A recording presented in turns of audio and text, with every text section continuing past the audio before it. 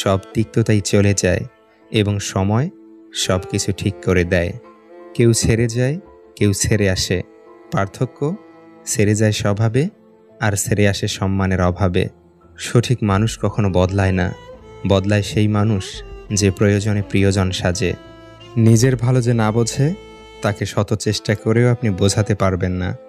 এমন মানুষদের শিক্ষা ঠিক তখনই হয় যখন কারো না কারো কাছে চরমভাবে প্রতারিত হয়।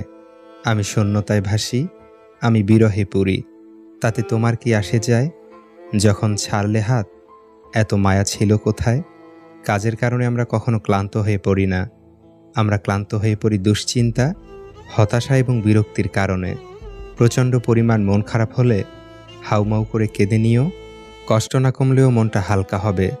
মন খারাপের গল্প কাউকে বলতে নেই, সেই সব থেকে বেশি তোমায় কষ্ট দিবে।